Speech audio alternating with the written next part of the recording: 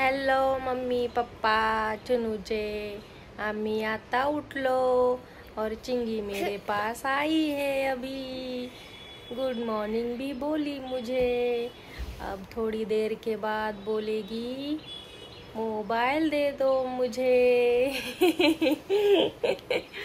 है ना चिंगी? नाही, पण मी मोबाईल नाही देणार चिंगीला, कुठलाच नाही मिळणार मोबाईल चिंगीला।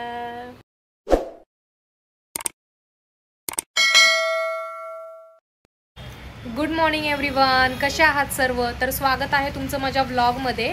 आणि आज आहे 1 जानेवारी आणि 1 जानेवारी म्हणजे नवीन वर्षाची सुरुवात झालेली आहे। तर नवीन वर्षाच्या सर्वांना खूप खूप शुभेच्छा माझ्याकडून। आणि तुमच्या सर्व इच्छा पूर्ण हो असा मी आशीर्वाद देणार नाही आहे कोणाला, तर अशी मी इच्छा व्यक्त करते की तुमच्या सर्वांच्या इच्छा तुमच्या सर्व मनासारखं व्हावं, तुमच्या सर्वांच्या इच्छा 2025 मध्ये पूर्ण व्हाव्यात। आणि माझ्याकडून अशा खूप खूप तुम्हाला शुभेच्छा।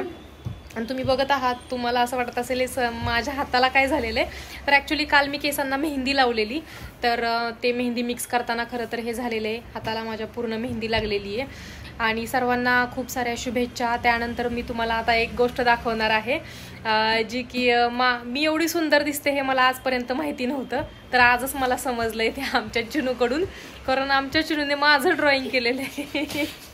हे बघा, मी असं कानाला हात लावून बसलेले फोनवरती बोलत होते, तर चिनूनी माझं ड्रॉइंग बनवलं। हे कोण आहे चिनू? हे कोण आहे? तो भाई आहे हा? मम्मा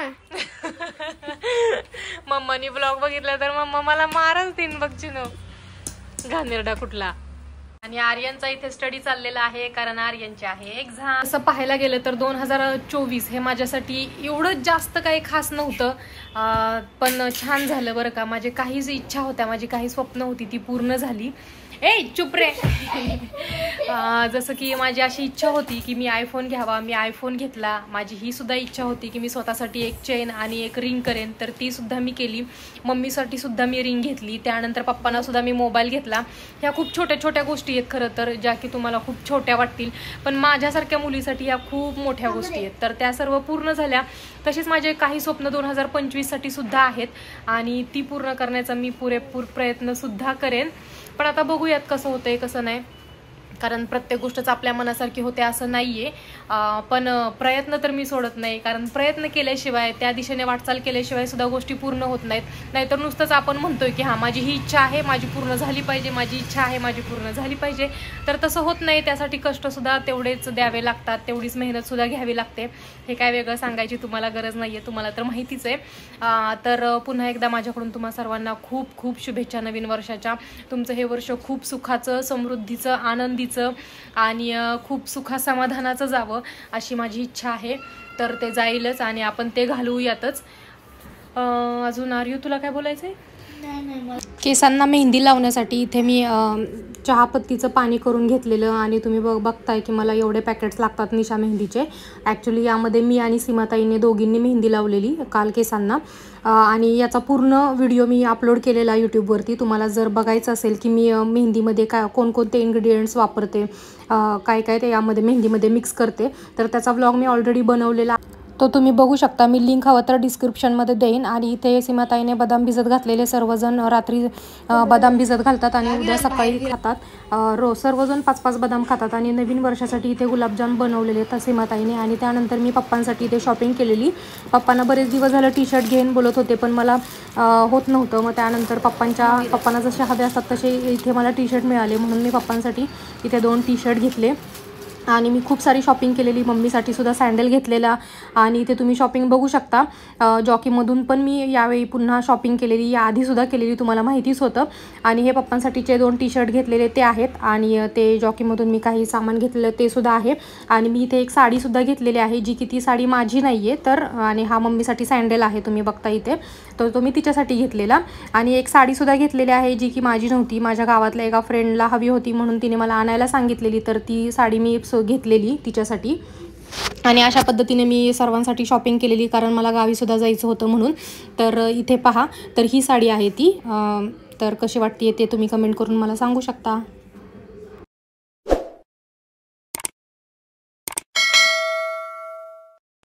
आणि या चिलीपिलींना सांभाळण्याची जबाबदारी माझी आहे, जी की खूप भांडतायत.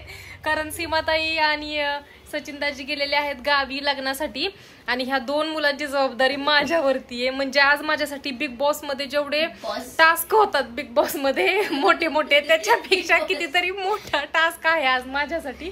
आणि इतके जास्त भांडतायत सांगू सर्व. पप्पा पण बघणार ब्लॉग, मग पप्पाचा लगेच फोन येणार. येऊ देत का?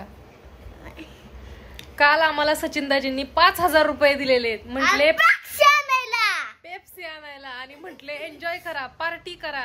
कसली आणि आर्यूचा पेपर आहे, आर्यूचा स्टडी चाललेला आहे आणि आज आम्हाला सांगितली पार्टी करायला. बोलले मिरिंडा आणा, पेप्सी आणा, पिझ्झा ऑर्डर करा, बर्गर ऑर्डर करा, तुम्हाला काय पाहिजे ते ऑर्डर करा. इथं चिनूचा खूप गोंधळ चाललेला आहे. चिनू, आता आजचा माझा दिवस कसा जाणार आहे हे फक्त मला आणि माझ्या परमेश्वरालाच माहितीये. कारण एवढी खट्ट्या मुलं माझ्याकडे सोडून गेलेत. Shut up. देव जाणं आज माझा दिवस कसा जाणार आहे. बिग बॉसचा मोठा टास्क होणार आहे आज. रितेश देशमुख सरांना मला वाटते फोन करायला पाहिजे की काय झालं काय नाही, म्हणजे त्याचा रिझल्ट ते आपल्याला कळवतील. काय पागल गप्रे, आर्यू जरा शांत बस रे बाबा.